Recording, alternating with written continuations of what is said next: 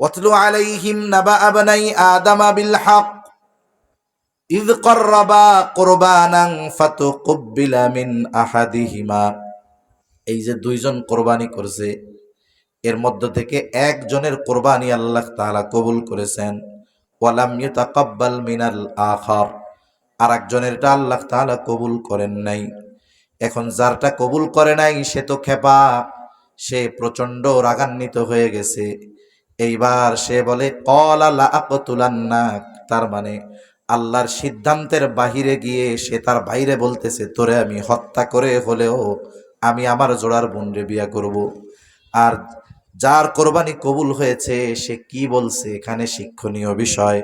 বলে ক্বালা ইন্নামা ইয়াতাকাব্বালুল্লাহু মিনাল মুত্তাকিন।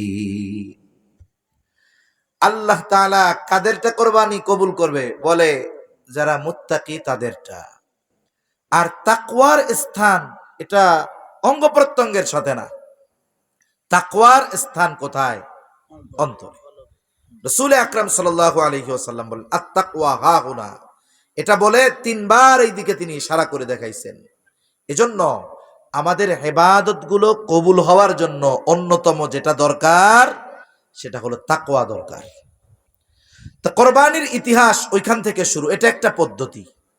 এরপরে আল্লাহ তাআলা যুগে যুগে আরো কঠিন কঠিন কোরবানি উম্মতের মাধ্যমে নিয়েছেন, নবী রাসূলদের মাধ্যমে।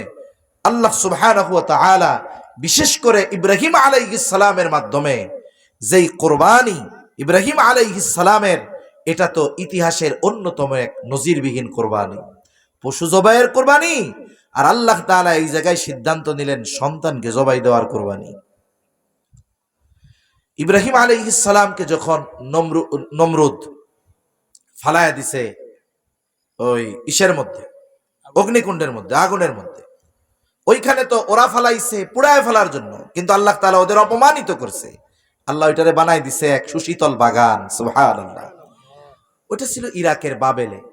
এরপরে উনি হিজরত করছেন, ওনার আত্মীয় স্বজন, পরিবার পরিজন, বাবা সবাইকে ছেড়ে উনি চলে আসছেন, হিজরত করছেন শামে।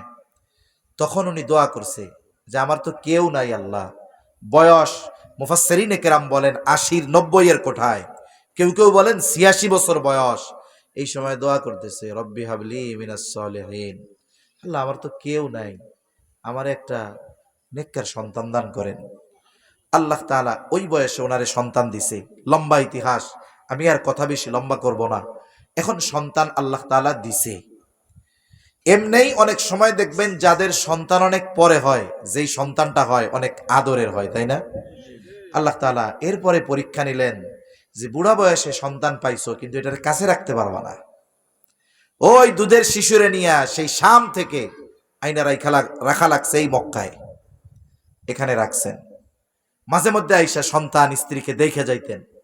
এবার বড় হইছে, সন্তান সাথে চলতে পারে, একেবারে শিশু বাচ্চা যেটা কথাবার্তা কিছুই বলে না, বাচ্চা যদি মারা যায় যত কষ্ট পিতার লাগে, সন্তান যখন একটু বড় হয় 4, 5, 6, 7 বছর, 8 বছর, 10 বছর সাথে চলে, এই যে যখন বাড়ে, চেহারাটা যখন একটু ফুলে উঠে, এই বাবার সাথে সাথে চলে, বাবার কাজবাজে একটু সাহায্য করে, একটু পর পর আব্বা বলে ডাক দেয়, এই ধরনের সন্তান যদি কারো মারা যায়, ওই শিশু বাচ্চার মৃত্যুর যন্ত্রণার চাইতে, কষ্টের চাইতে এই ধরনের বাচ্চা যদি মারা যায় কষ্ট বেশি না কম?